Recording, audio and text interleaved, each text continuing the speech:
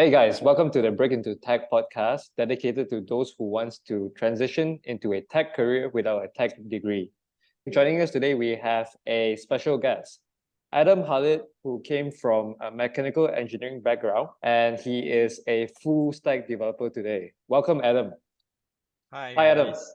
Adam has a very special story for us. Why don't you tell us how did you come across Sigma and what made you want to be a software developer or a full stack developer today? Okay, I came across Sigma School 2 years ago, but back then it was not Sigma School. It was called the Hacker Collective because I feel like I think tech was the future. Tech is the future. So I want to shift into tech because I feel like at that time my field was not really paying me well. So I want to shift to tech. So that's why I was looking for alternatives to get me into a tech job without getting any degree. So that's how I came across Sigma School. I was looking through social media with my friend and I found Sigma School. So a little backstory before this, I was in a drone company. I was in a drone company where I was working and studying at the same time. And then during the end of my first year in that drone company, I finished my degree. Towards the end of the first year in that company, I finished my degree and I want to revise my salary with my boss. And then I tried to tell my boss many times, but there was no revision in my salary. But I continued to work in that company because of the passion that I had in that company and with what the work that I was doing. But after some time, there was no news about renegotiating my salary. And then I was working 24/7, you can say at that time. There was no breaks. I was working through the weekends as well. There were projects coming in. There were not many staff. There were not many expertise. I was doing a lot of work, most of the work for the company. I was doing researching, I was doing fabrication, and I was doing all the engineering aspects of the company that the company needs me to do. But I was paid very low. I was paid way, way below than average wage. It was around 1,005. And then I continued to do the job because I was, going through something and I was also passionate about it. So I just went through with it. And then it started to go downhill when they don't want to renegotiate my salary and also they started paying my salary very late. And at one point, they don't even pay me at all for 4 months. Wow. So I know I needed to do something. And at that moment, my father got sick as well. So I had to quit my job. It was, you can say like a blessing in disguise. I won't say what happened to my dad was a blessing in disguise, but it was a calling for me to actually take a step, to actually move into something that I want to do for my own future. So yeah, I remember Sigma School. And then I went back to Sigma School on end of 2022. You can say that. So yeah, that's how I uh, thought of shifting into tech. I see. Now here I am. You must really love drones, huh? It's not about the drones actually. It's actually about the job that I was involved in. Like some cool stuff, some big boys toy stuff. So there Yeah, you were did mention missiles, about drones. your involvement with military and the army in this company. Yeah, yeah, we were involved in that. Yeah, so it's pretty interesting. Hmm. But yes, you did say that you were earning 1,005 for 1 year, and there are times where they didn't pay you for 4 months, and you Hmm. work averagely for 12 hours a day, and you're on Yeah, standby for or like the entire week for 7 days. yeah, you can say that. Yeah. What was the driver or the tipping point or the main motivator for you to make the switch to come to a coding bootcamp? What made me intrigued was number one, definitely is money. Money is always the greatest motivation. I won't say this applies to everyone, but for me, it is the motivation for me. I was paid low with the amount of work that I was doing. So looking at how tech is, doing, and I heard that there are digital nomads, you can earn six-figure salaries in a year and whatnot. And the job, the hopping, what do you call this? The the salary curve, if you ever get into tech, is quite steep if you manage to perform. So that's when I feel like tech is the future. So I wanted to go there. So and I was just comparing with how much I was earning to what I can earn with the amount of time that I was given. I feel like shifting into tech would be the best choice. So that's how I thought I need to shift into tech. And Right, because I right. was also interested in it, I am interested in it. So I shift to tech lah. I also heard that when you came to us, you only finished one out of the four modules. You got a job Okay, right after just almost finishing the fundamental module. I I only reached up until the 80 to 90% of the fundamentals syllabus, and then I start looking around. I was just looking around. I was just asking around. I didn't really apply. And then I asked a friend of mine who is a manager in a certain tech company, and I showed him the Dino game that Sigma School provides in the syllabus, the Dino clone. And then he said, "Hey, this is good enough to apply." And then I'm like, "Oh, really? Yeah, just apply to my company. Why not?" And then I did. So, yeah, You came to Sigma School in November and you were about to finish in April.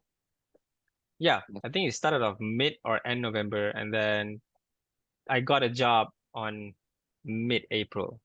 Would you think the fundamental module alone is a good start enough for you to start seeking up for job applications?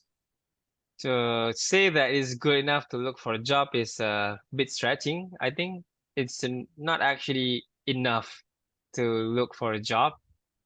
I could say that I was lucky because I would say that I was lucky enough to get to actually have friends who would refer me to a job. And I think fundamentals is not enough. I think you should need at least a little bit of modern front end tech stacks that you need to know, and some basics, not basics, only a little bit touch knowledge in backend, and that's it. Don't need that much. Would you say Mhm. that yes, it improve yourself in the foundations of your knowledge? My foundations are still very much lacking. I wouldn't say that the fundamentals are. It is good for you to build the fundamentals of the building blocks of the fundamentals, the base, but it is not strong enough as to say that you have a good fundamental. You need to explore more. It's not enough, I would say. So I was lucky because I think I was lucky just because I was lucky. I think the JavaScript fundamentals are in the syllabus are good. It's a good start for you to explore other other logics in JavaScript that you need to know when you start working.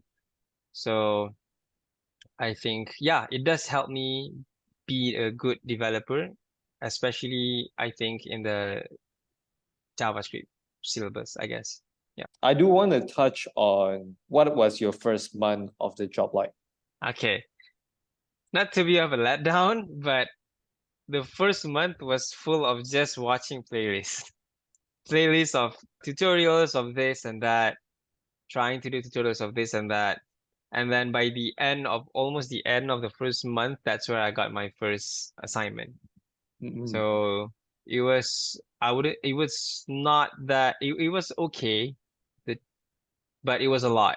I definitely can say it was a lot, and it will be a lot in the coming months because I'm still in new. So as of now, it is still a lot, and it's a good learning curve, I would say. I think because the dynamic in this company is full of young people, so they give quite a lot of room for you to explore and improve daily. I think one of the biggest pain point of people being on the fence to whether take the leap in switching their career or actually going to a coding bootcamp is number one, maybe they feel like they are not good enough to start coding. They came from probably a different background where they have no coding experience. And the second biggest concern, they are a bit older and maybe they feel like, okay, I have too much on my plate right now. I'm too involved in my career and I don't think I can actually make the switch. Can I ask, how old are you? How old am I? Yeah, I'm 26 this year. I think as a 26-year-old, I'm 27 myself, and I think this sentiment relates to many people and many people who just wants to make the career switch, but they feel like they are very stuck in their ways right now. They are very stuck in their company or their job that they are in right now. Mhm. Can I just Mhm. tap into your mindset before this, into what was going through your mind to Mhm. make the switch despite your very dark circumstances in your previous job?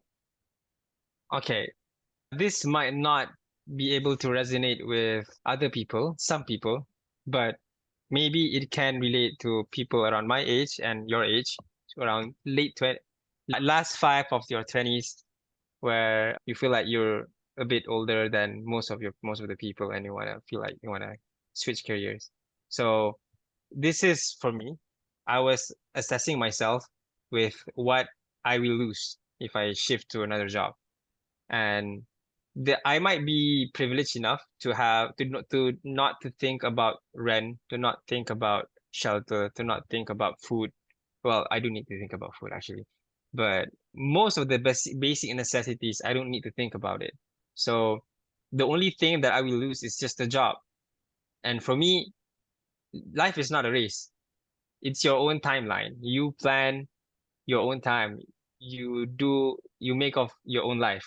So I don't feel that I need to race with anybody because at the end of the day, it's how you feel inside. And I think that at that time, if I shift to any other job would be better than what my previous situation was. So I had nothing to lose. I really had nothing to lose. So that's why I think like just just do your best, just jump and do your best and just let's see how fate will bring you lah. But what matters is that you did your best every day and you actually plan out what you want to do because at least you have like a proper structure of where you want to go. For instance, there are maybe people around my age who are working and want to shift into tech. They have not much time. They don't have much time for them to spend. And probably there are people who are still studying with around my age as well who still don't know whether they want to be in the current line of their, well, in their what they will be working as when they graduate. But just assess your own situation and plan out if you want to be a tech, if you want to be into tech, plan out your own timeline of how many that you can learn every day. So yeah, let's say if you have 4 hours, just plan about how many things that you can learn in 4 hours. And once you once it starts with just plan a day, you can see how much actually you can learn in about 4 months, 5 months, 6 months, as long as you can think of how many things that you want to learn during that time frame, then you can actually see how far you can go. But the most important thing is just to start first. Just start first. You may think that you're not good enough, or you may think that it's too late for you, but once you try to start first, you will know how far you can go. And if you really don't have anything to lose, like myself, but back then I literally had nothing to lose. Just go with it and just trust in your process. Eventually things will turn out good. Yeah, that's what I believe in. Wow, fantastic. Thank you for sharing something so honest. My pleasure. Can I ask you on what are the offers you got in your role as a full stack developer from what you got in your previous job of 1,005 ringgit per month? Could you share what is it now? Previous job 1.5, current job around 3 to 4K. That's a very big step up from working 24/7 for 7 days. I still think that I'm lucky because I didn't even finish the fundamentals, but probably this is a push for me to keep on grinding every day. Yeah, there you have it. You have stories from one of our Sigma School graduate. That was Adam Khalid. And thank you for today. That was me. And I hope you tune in next time. Thank you, Adam. Thank you. Thank you for having me.